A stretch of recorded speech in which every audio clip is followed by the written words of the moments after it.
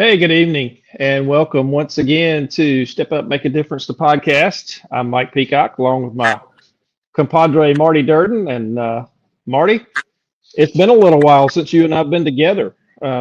We've either one or both of us have been hindered in the last few weeks, and we took a little time off for July 4th and did some things like that. But we're back today, and we got a great guest today coming up. But what you been up to in the last month or so?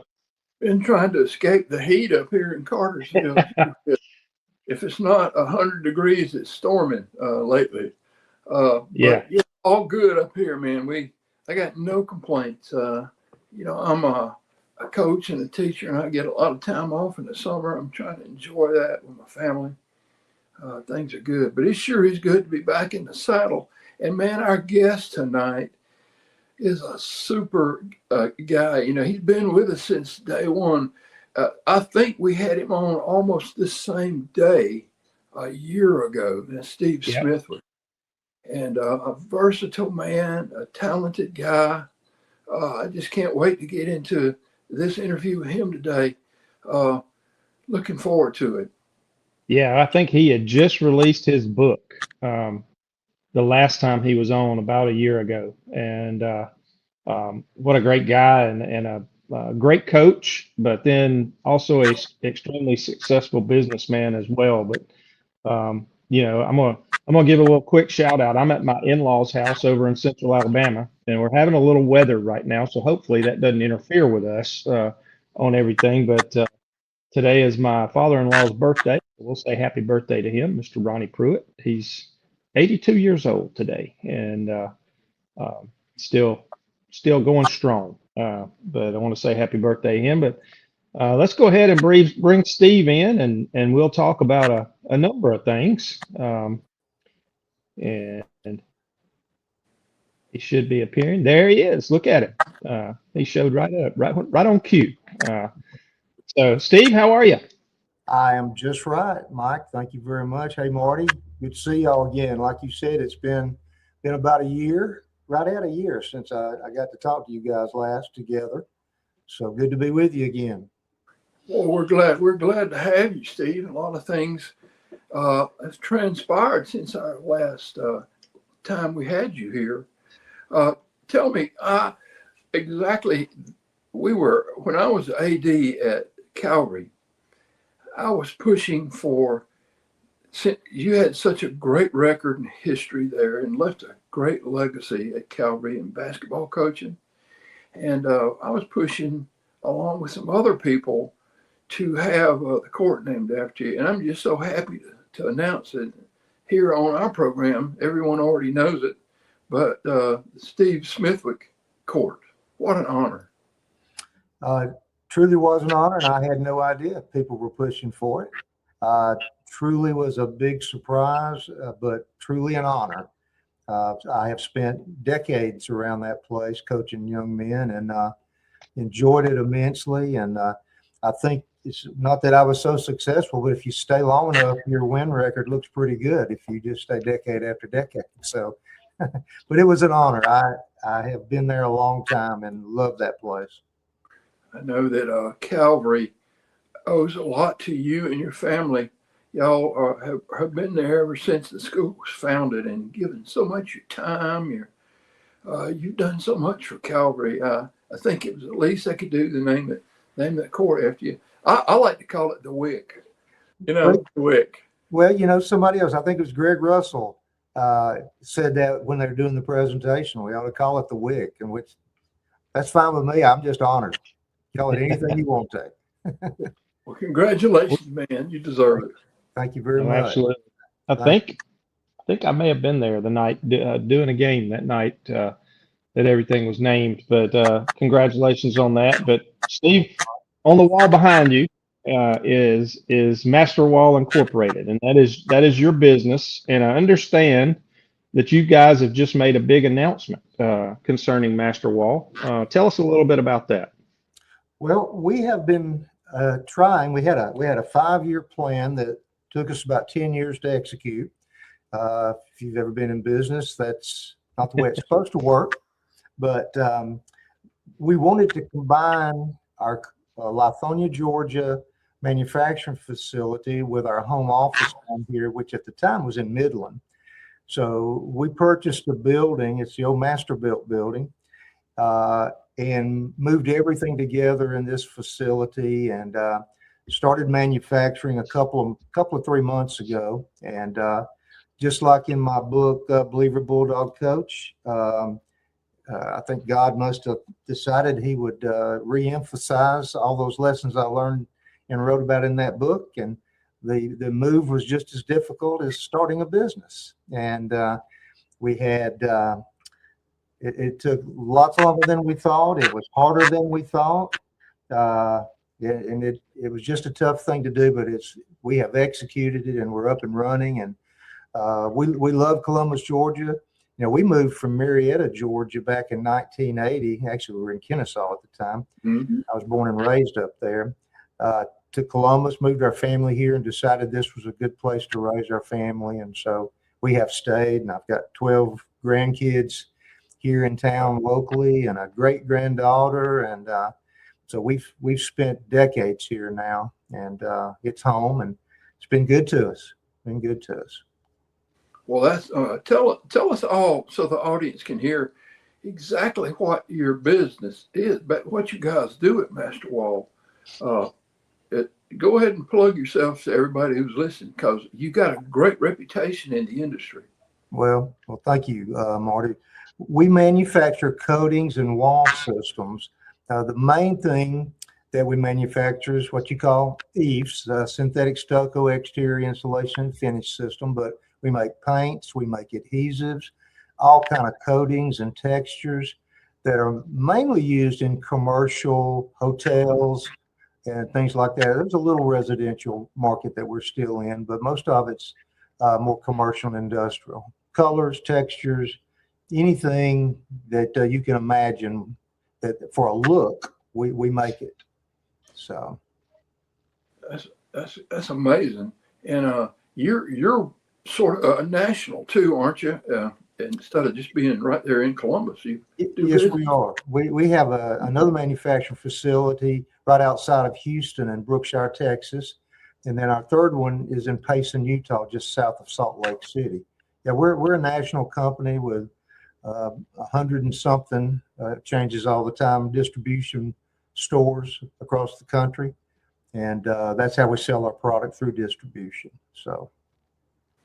Well, if you're out there listening tonight and you need something in that nature, you couldn't find a better, more qualified, a better reputation with the company than Master Wall. So we appreciate you also. Hey, you're one of our sponsors too. Appreciate that, man.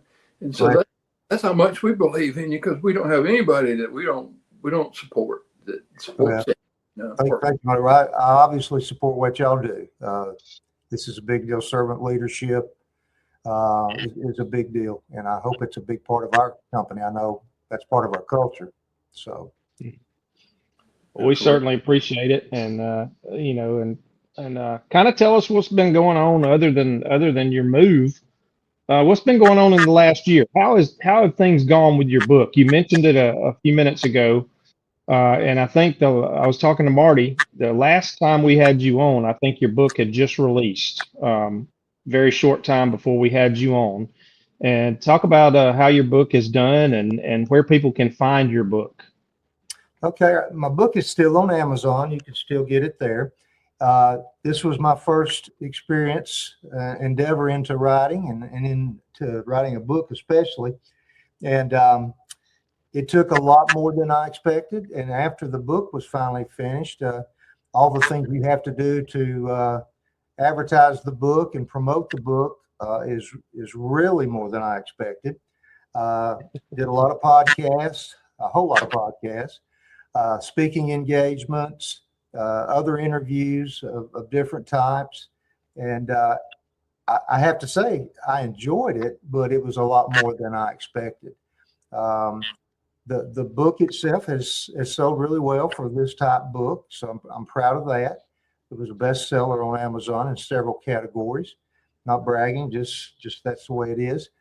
I don't know that I would ever try to do it again.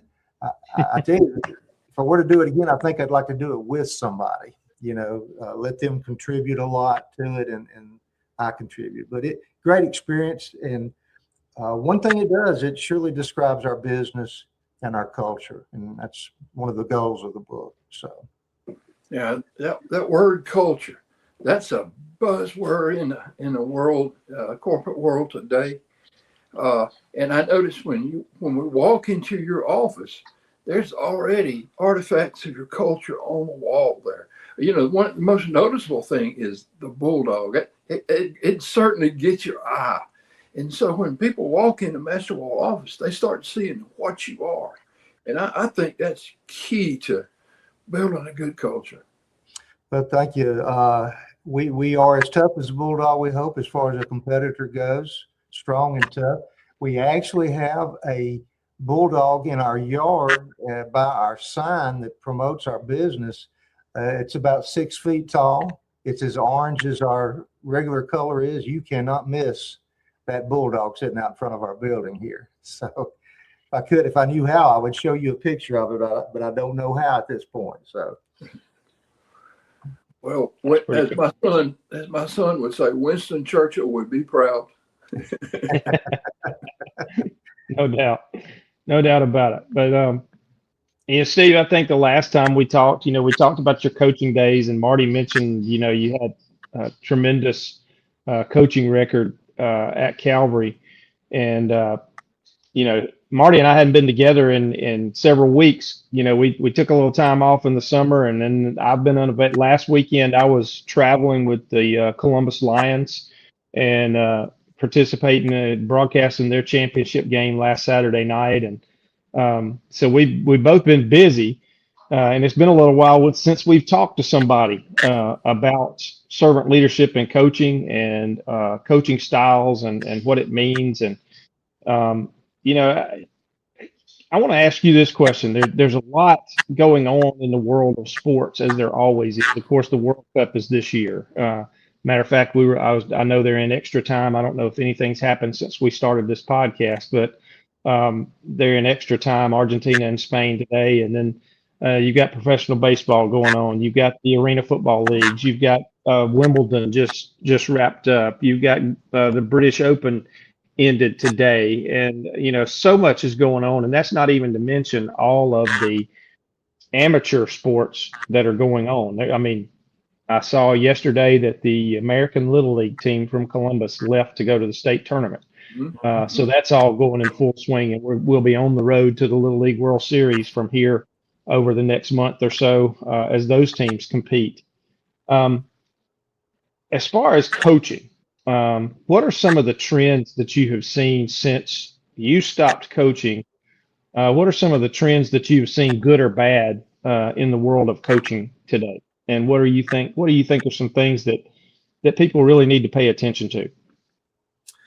Well, one of the things that I talked about in my book and we were together last time was caring about your people. And I find it interesting when you hear an announcer talking about a coach. Sometimes they'll say he's a player's coach, and sometimes that's hard to interpret. But I think what that means is the coach cares and really wants to help those players and develop them, and that he really cares about them. He's a player's coach. I hope that's what that means, and that's what I wanted to be. I talked about over and over, and when I've done interviews and all, loving your people, and it stems from my days coaching basketball.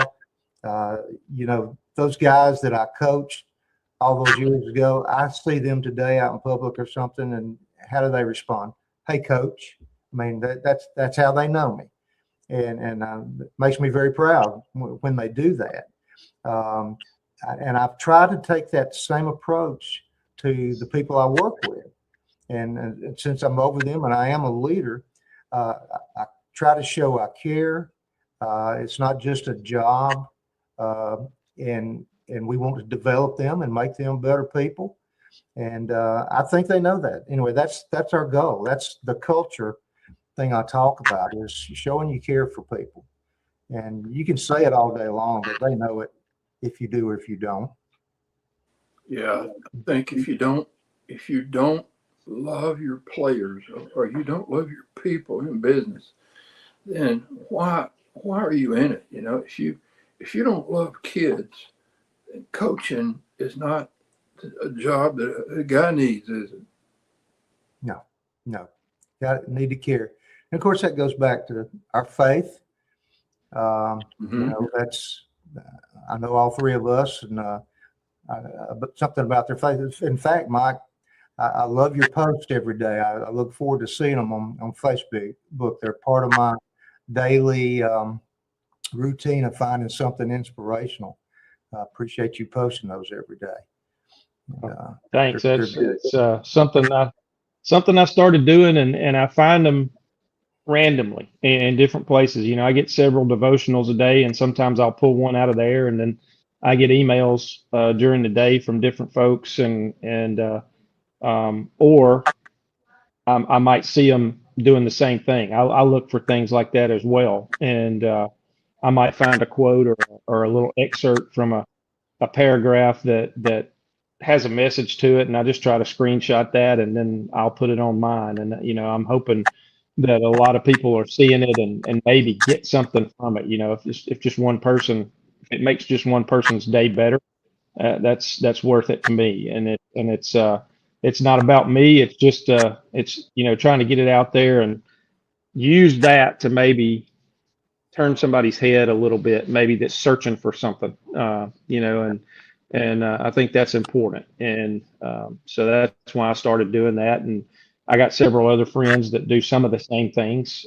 My sister will post them every now and then, and she comes up with some great ones that she finds. And it's just one of those things. And it's any way we can to help other people. And I think that goes back to what you were saying about coaching and about caring.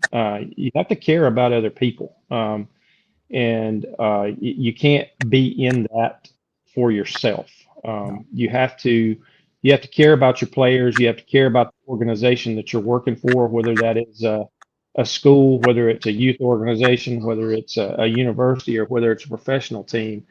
Kind of have to care about that university too, and carry that with you. But you've got to care about the players and the coaches on your staff. And I think you were a tremendous example of that. I know Marty has been a tremendous example of that throughout his whole career. And that's what we've been all about with this podcast, whether it was in coaching or in business or in just in everyday life. God's going to put opportunities in front of you to serve. And we want people to be able to step up and make a difference with that. And that's why we named this podcast that. And and it's I observe a lot of people. I watch a lot of people, and I get to outside my real job, I get to observe a lot of coaches. I do a lot of broadcasting. And I like to watch coaches. I like to watch how coaches operate, and I like to watch how their players respond to them. And I like to watch how their fans respond to them and how their organization responds to them. And I tell you, I've seen some great examples, and I've seen some not so great examples. As you know, when we go through that, we're gonna see good and we're gonna see bad, and sometimes we're gonna kind of see indifferent mixed in there as well. But I've had the opportunity in a couple of sports, 2 or 3 sports now, to call some championship round things.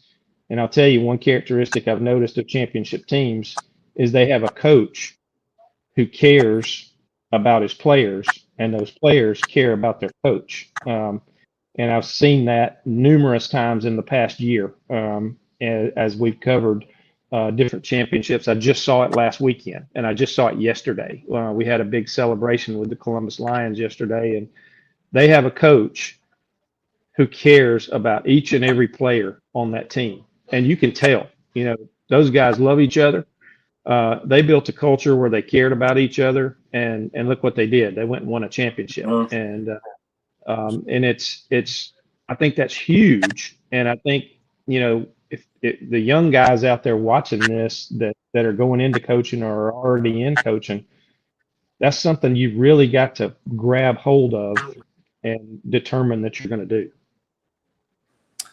I couldn't agree with you more. And I've seen the same thing. You're what the book The Noticer describes. You notice those kind of things and you study people. And I'm the same way.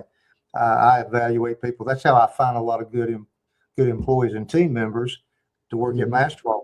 I'll go to a Chick-fil-A and watch somebody work and tell my wife, I said, we need to hire that person. They are really good. And it may take 2 or 3 months to finally hire them, but I notice people. I notice how they act. I noticed how they react to things. And that's real important. You know, we use a thing around here too they call it visioneering, and I'm having a hard time remembering who the guy that coined that phrase, visioneering, and that is, you know, you post your mission statement, you post other statements, you know, you build your culture off visioneering, posting things that identify with you and what you're trying to develop. And I've seen a lot of coaches do the same thing in the locker room, in the hallways, or in the locker room. You post these things that you're trying to build in your teammates' minds, your players' minds. It's called visioneering. I brought this up I was doing a talk up in Cobb County, matter of fact. And when I brought up visioneering, I got a lot of questions because not many people in that industry I was talking to evidently use it. And when I brought it up, I got some oohs and ahs. So that's a great idea. But a lot of people use it. I'm not original in that. But visioneering, like I said, what are you trying to build your culture toward? What do you want it to look like? Well, you post it everywhere so people read it and see it over and over. Visioneering really helps when you're trying to develop a culture. Your why. It's your why. And, you know, I remember one of the themes that you spoke on last time, Steve, and that resonated so much with me, is it's all about people. Like sometimes we get lost in the outcomes and don't put enough time in the process. Would you elaborate on that? I know you guys do that too. Well, you know, we certainly, if you're a coach, winning and losing is important, and winning is certainly the goal. But what you do to get to that goal is probably more important than achieving that goal, and how you get to it. And like I said, developing those players, developing their attitudes and personalities as you go day by day with them. And same thing working with people in a business. They, like I said before, if they know if you care and what you're trying to achieve. Relationships is the heart of coaching, I think, and I think it's the heart of the Christian life. I mean, I think that, you know, doing to others as you would have them doing to you is basically the central relational theme. The way we spread the gospel, the way we try to influence others for Christ is through relationships. Yeah, relationships are just that, because you're really competing with some really tough things to compete against if you're a Christian, and building relationships, you know, social media and all the things that people hear and see on social media. And I mean, that's no relationship, you know, all those things that especially younger people see on there. They need to know you and you need to know them. You can't do that just by looking through Facebook every day and Instagram and all. You've got to build those relationships. I am really astonished at how hard it is to find truth these days, because we have the truth as a Christian and in our faith. And you go out there and you look at these political things. I mean, you can't tell what the truth is listening to people. And it's really hard to find. And of course, our faith, reading the Word, having those relationships with other Christians, that's how we stay grounded in our faith. How do you, as a, you know, the three of us guys here, I bet if you added up the number of years we're all been married, it's a pretty high number, you know. Big number. I think. Yep. So how do you protect your family? You know, that issue that you just hit right there is so critical, Steve. The truth. how do you find the truth? And so you got kids now. You're raising, and you got 12 grandkids. Hey, how do you shield them from all of the counterfeit things that they're bombarded with as the head of the patriarch of the family, like you are? How do you juggle that? Well, it's so hard because I watch this every day with others, not just myself. And those kids and all they're getting bombarded with, like you say, takes a lot of prayer. And you better have some wisdom that God's sharing with you to share with them. It is very frustrating, very frustrating. I know y'all see the same thing. I love my kids. I love my grandkids. And what they're hearing and seeing every day, even having them in a Christian school. All my grandkids are at Calvary just like my kids were. But that doesn't shield them from the world. That just hopefully is going to complement what we're already sharing with them, and that you need to have a relationship with Christ. And I hope they're seeing it with others in that same school. It's a tough time right now. I mean, I'm 72, and I've never seen it harder to keep the influences, the bad influences, away from your kids and grandkids. I'm besides prayer, I'm not sure how much more we can do. It is just everywhere. It really is, and it is. I'm not going to say it's impossible to shield them from it, because, but it is extremely difficult, especially with the age of smartphones and technology and social media and all of that. They get so many people in front of them who seem genuine and who look genuine and who look like they've got it all together and all going on.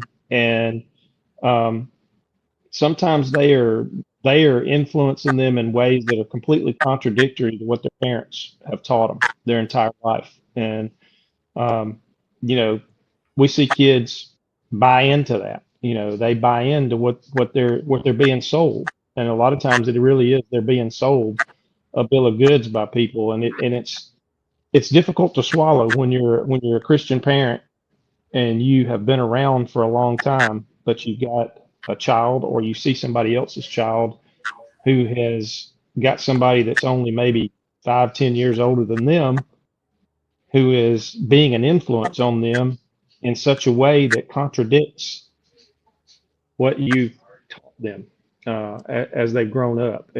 But they put so much stock in them, that sometimes it leads to a rift between kids and parents, especially the older those kids get. So it is a difficult time and a difficult proposition right now.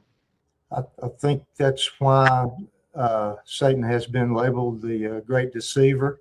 Yeah. Is for things like that, and I don't just see it in our kids and grandkids. I mean, the spouses of Yeah. of our kids and all that. That the same thing happens. The world does anything they can to tear those relationships apart. Yeah. And it Yeah. just takes total focus and commitment to keep them together. Like me, I've been married 52 years, and Lord knows, probably under today's standards, we'd probably been divorced 25 times. Yeah. And remarried it. I mean, this thing isn't easy, and it's tougher than ever.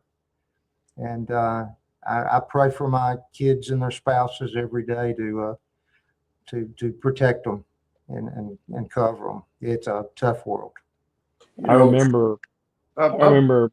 I remember. I want to bring up something right here. Marty. I don't know if you ever met Mark Jackson or not with FCA in Alabama, but Mark Jackson was the area director out of Montgomery, and he was our area when I was over here coaching, way back when I was a young coach in the 90s, 30 years ago.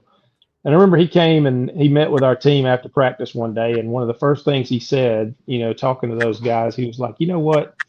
He said, "Guys, I'm gonna tell you something." He said, "The devil makes sin look fun." He said he gives it all these attractive, bells and whistles, and he said it is really eye catching, and it looks like it is exactly what you're supposed to be doing, and all of that, and but and I've always remembered that the devil makes sin look good and look fun, and then and people buy into that. It's really easy, like a bass with a big, nice lure swimming by. You're gonna reach out and grab that thing because it looks like it's good to eat, and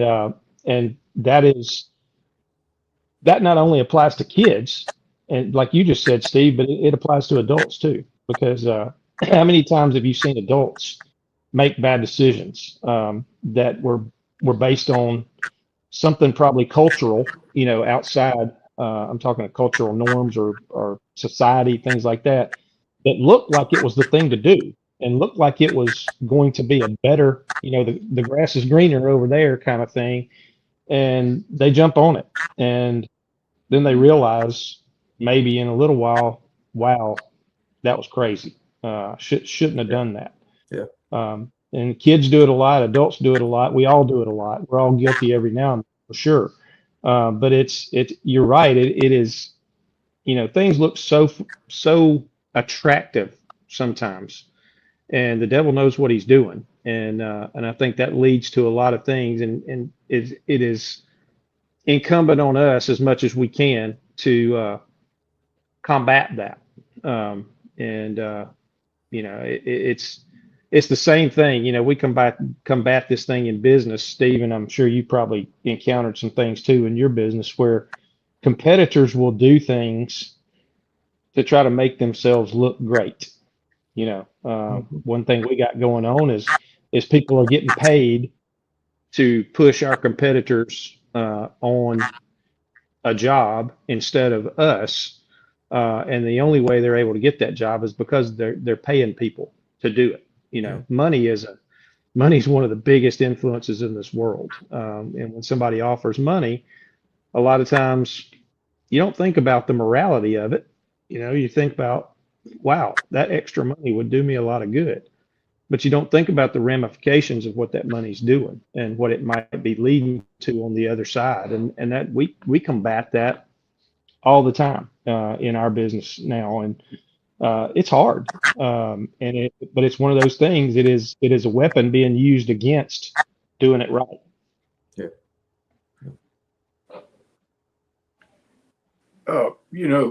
Also one of the biggest things I remember, Steve, about you is that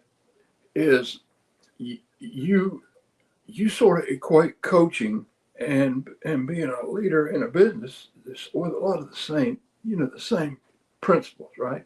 And in a way, you're just the head coach of Masterwall. not to make light of what you are, but I mean, in some ways, do you feel like, within the light of what we just said about the world and all the temptations, do you feel that the coach, the high school coach, the junior high coach, is more relevant today, or is potentially more relevant today because coaches have this automatic respect? Do you think the coach has that standing today to make a difference in these young people's lives? Absolutely, positively, they do. One of the biggest influences in particularly high school kids and middle school kids, but particularly high school kids, that's what I relate to. And I'll tell you this: I won't call names, I won't identify anybody, but if you watch one of these leaders fall and see what it does to those people they were leading, that shows you how strong their influence was. And I've seen that recently. Mm-hmm. And it's terrible. It's just terrible what it does to those young men. Could be young women at some point. This ones I'm identifying are young men. And the pedestal that they had that coach on, and when he fell, it really was destructive, very destructive. So it's a reminder to us, to all those that coach and lead, we can't be perfect, not going to be perfect, but boy, we need to keep our standards in check and follow the Holy Spirit Let him lead us. We're going to make mistakes, but boy, the big ones are just destructive. Yeah. Mhm. Yeah. I think a coach is also able to reach a lot of kids that we can't necessarily get in church. When I used to go to Winbrook years and years ago when I was coaching at Brookstone, and we were all involved in FCA, and a lot of kids, you would invite them, you would try to get them, they would accept Christ at a basketball camp or something. And then I always felt, well, we just can't leave them. We can't just leave them there. And so we would try to work with churches and give them the names of these kids. But sometimes that didn't even work. So the real reason that we're doing this podcast, I think that I'm interested in, is because there's a lot of kids who can't find a spot. They won't go to an organized church, or they're afraid to go to a youth group, or it's so foreign to them, this Christian life that their coach is telling them about. And that's what I think where Young Life and FCA and some of these parachurch things are so important. I think that finding a spot to send kids, to get them to involved in church, and sometimes you coach kids, Steve, that you were the closest thing to a father they had. And you were also the closest thing to a pastor they ever had too. Well, and you really hit the nail on the head there, because I don't know how many kids over the years that, it's going to sound terrible, but their father was nowhere to be found. He was not involved in their life at all. Unfortunately, some of them were in prison and other bad situations. And you're right. I mean, in those cases, you're about the only father figure they've got. And Marty, we were talking earlier before we started this about you being so blessed. Hey, listen, I took my team to a couple of your FCA basketball camps, and they were blessings. The gospel was presented. It was not just a churchy thing. We did the basketball thing. You did it well. And, at night or in the afternoon, we would have a time where Christ was shared with these guys, and they were great. You were a blessing when you were running those things. I really appreciate you. Well, I just feel like the coach has such a role in that. I remember one time, I think we've talked about this on this podcast, but I guess we can talk about it again. But we were at a church one time, and we had Roger Woods, who's been a guest on our show, and a coach up. He was Pat Summit's chaplain, and he coached up at Lithonia. A great guy. And he was preaching, and he got all the coaches together and prayed with us beforehand. He said, I'm gonna call you guys up, and I'm gonna ask you to sing the invitation. Wow. Now, nobody could sing. I mean, I stood up there in that church. We had like 500 and something kids that night, young men. And we sang, I don't remember the name of the song. It was horrible. I mean, the guy sounded about me. He was like 6'8", former NBA guy or something. He was belting it out, and he didn't hit 3 notes right the whole time. The guy on my right, but it was from the heart, it was from the heart. And when that invitation was given, I've never seen anything like it before, or never seen anything like it since. Every one of those young men in that audience came forward. And it was because their coach was up there inviting them to Christ. It wasn't a formal church. It wasn't beautiful music. It was a coach speaking from his heart. And that's why I think coaches have such tremendous influence for Christ if we just use it. I agree. I can't imagine being a coach and not at least once a season sharing Christ with them, in some form or fashion, so they hear the gospel. And of course, they should be seeing it every day in your life, but to hear those words where Christ is talked about and shared should happen every season. It's everything. I agree with you. I guess that's it why is. we call the show Step Up. You know, we tried forever to think of man. We came up with every kind of name, organized, but we with AI and all this stuff. We couldn't come up with anything. And then one day, Mike called and says, "What about something like we just say it's time to step up?" I said, "That's it. Step up. That's the Good. show." That's good.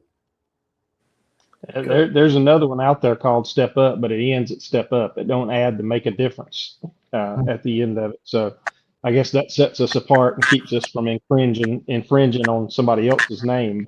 But that's what that's what we're called to do. It doesn't really matter what walk of life we're in, but as men, there's an expectation of us uh, when we're when we accept Christ and we become part of his kingdom. One of our jobs, Matthew 28:19 and 20 says, "Go therefore and disciple people, and spread the gospel." And there's an old quote that was attributed to Saint Francis of Assisi, and it's not actually what he said, but it's been passed down through time that he said. It says, "Preach the gospel everywhere you go, and when necessary, use words." Well, And that's great. that has always been just a tremendous quote. And if it was paraphrased from Saint Francis of Assisi, something that he said, or if somebody else came up with it and he just got attributed to it, think about that. That's a great quote. Really is. Because Steve, you mentioned a while ago, they ought to be seeing it in us every day, in our everyday walk and everything. They ought to see something different about us. They ought to know that there's something different about us. And then eventually they're going to get curious enough to say, "How come you act this way in this situation and another guy over there acts totally different than that, where the same thing happens?" And that gives you an opportunity then, that door opens a little bit, and that gives you the opportunity then to verbalize why you live the way you do. And Yeah. I think that's important in coaching. If you live in front of those guys are going to see something, and they're going to go home and tell their parents, "This guy's different. He's different. There's something different about him, and I like it." And eventually that's going to lead to a conversation, and it's going to lead to a movement. And I think that's gone on. You guys, Marty, we've talked about this, and Steve, we may have talked about it the last time you've been on here, but the last couple of years, there has been a movement among athletes at all levels of becoming unabashed about their faith and getting baptized. And there's been a lot of high schools that have gotten in, no pun intended, they've gotten in hot water for having baptisms at practice and things like that. And they've been accused by these organizations, of mixing, you're doing something illegal because there's not supposed to be any recognition of organized religion with a school activity and all this kind of stuff. And most of the time, that's been thrown out, and it's been completely debunked because it's totally voluntary. Everything that's happened has been totally voluntary. It's been outside of the school event itself, and it's but it's been so good to see, and it's good to see athletes. I've seen more athletes in the last 2 or 3 years that when they're talked to post game, when they're talked to at an awards presentation, when they're talked to at other times, seen more athletes give credit and give honor and glory to God, and their Savior Jesus Christ than I ever have in all my life. And I think it is just tremendous. And I think that's a movement that's going on, and I think that's attributed to a lot of coaches and a lot of head coaches and a lot of assistant coaches and a lot of just different personnel that are willing to step up and make things like that happen. I've noticed the same thing. Yes. Well, Steve, we have two questions we always end the show with, and I'll ask one of mine, and then Mike always finishes with his. And mine is, how did you think? There's so many young people today don't know what God wants them to do. What advice would you give a young woman or man who's searching for what Christ wants them to do in their life, how to find their call, how to find their purpose? You need to discover what your spiritual gifts are and your strength, your personality strengths along with that, and then start putting them to work. And I think God will open doors at that point, but you've got to know what they are. You can't just go out there and hope you're going to find the right thing. You got to know your spiritual gifts, and you need to know your personality traits. Then you start applying them to the world and how they can be used.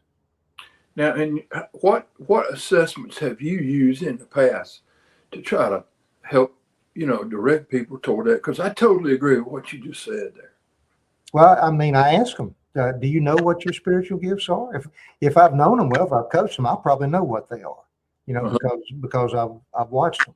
Same thing, if you've got a good relationship with them, you're going to know what they are. Maybe you can help them with them, because sometimes you're blind to them, because you've had them all your life, or you've had them since you were a Christian anyway. And just start making suggestions. They'll ask you questions. Here's one thing that I have discovered and have had it confirmed over and over lately, and that is, if they're an adult, if they want your advice, they're going to ask for it. Other than that, there's no reason to give them advice, because they ain't going to take it. So if you can get them in that position where they'll ask advice, that puts you in a really strong position, But if we've all got kids, I know, and certainly I have found out the hard way sometimes. You give advice when they're not looking for it, and it's just a hollow bunch of words, Yeah. Does that make sense? That was good advice. And you didn't ask for it. And then our last question, Stephen, I think we asked you this at the end of the show the last time, but we're going to ask it again and let you answer again. This comes when somebody does ask you for advice. If there's a young person out there, male, female, doesn't matter, but they're looking into being a leader. Maybe it's somebody who's going into coaching. Maybe it's somebody who's going into teaching. Maybe it is somebody who wants to start their own business and become successful. And they come to you and say, what are the things that I need to do? And I need to do well to become a successful coach, a successful business owner, a good husband, a good wife. What are some things that I need to do that are stalwart things that I need to start with as I move forward? You better make what is called a commitment. And that is really what it's all about when it comes to those lifelong journeys, marriage, careers, things like that. You can't tiptoe out there and give it a little attempt, because you're probably going to fail. And particularly in marriage, that has to be a commitment like none other. And besides your commitment to follow Jesus Christ. And but I think all of them, our careers and all that, you pray, you seek what it should be, you make that commitment, and then you just do not quit. You just do not give up. It's got to be a commitment. I'm not even sure if some of our people even know what commitment is these days, but that's what it takes. Mm-hmm. That's a great answer. That is a great answer, because it really does. It really comes down to that one word. If you want to be a good coach, if you want to be a good husband, if you want to be a good father, if you want to be a good business owner, you have to have that commitment. You have to start with that commitment that this is what I'm going to do, and you have to stick with it. And when times get tough, you can't just quit and run away. You have to push through it, and you have to stay committed. And I think that's a huge one right there. And Marty, that may be the first time anybody's used that word answering that question. Yes. And we've been doing this for a little over a year now, and we've asked that every episode. And that may be the first time that one of our guests has said, make a commitment. And I think that's huge. I think that's fantastic advice. Yeah, we need to headline that one right there in our social media. No doubt. That's the word of the day. That was great. That was No great. doubt about it. Thank you. It's been a big part of my life, believe me. Has to be. No doubt. No doubt. Well, Steve, thank you again for being with us. Congratulations on the success of your business. Congratulations on the success of your book. And tell people again the title of your book and where they can go and find it. Believer Bulldog Coach. You can go to Amazon and pick it up there. So thank y'all for having me. I really appreciate it. I always enjoy talking to you guys, and I love both of you. So Appreciate you, Steve. And I tell you what, folks, if you're listening to us and you're in the Columbus, Georgia area and you want to get a copy of Steve's book and get him to sign it for you, I guarantee you all you got to do is ask, and he'll sign that thing for you. Sure. No doubt about it. But Steve, thanks for being with us. Marty, have a great week, my friend. We all got to watch this weather with that little system down in the Gulf. We don't know what direction it's going to go and what it's going to do, but I think we're all going to get some rain this week, and we've had plenty of that lately. And thank the good Lord, because we could be burning up like other places are. But looks like we're gonna get some rain the next couple of days off of that, and we'll see what happens going forward. But high school football is coming up soon. High school softball is coming up soon. High school volleyball is coming up soon. All those fall sports about to get kicked off here in really less than a month. We're probably about 3 weeks out from all of that stuff getting started. School's starting in less than a month, and all the kids will be back and going strong. It just, when summer hits, summer goes fast. And it's just about left us now as we're over halfway through July. And just keep everybody in your prayers. All those coaches, they've been going through summer workouts. They're going to start practicing for real here pretty soon, and getting serious about starting those seasons. And just pray that God will be with them, that they'll be willing to step up and make a difference. And everybody out there who's watching us, remember, keep your eyes open, you keep your ears open, and you keep your communication open with the Lord. There's going to be opportunities that are going to stand in front of you for you to step up and make a difference. And you have to have, as Steve said, you have to have the commitment, you have to have the willingness to do that. And we hope that you will step up and make a difference. We'll see you next time, and we'll have another great guest for you, and we will announce who that is as we get closer to the next episode of the podcast. But thank you for joining us. Marty, have a great week. Steve, have a great week. And we'll see y'all again on the next episode. See you guys. Appreciate it.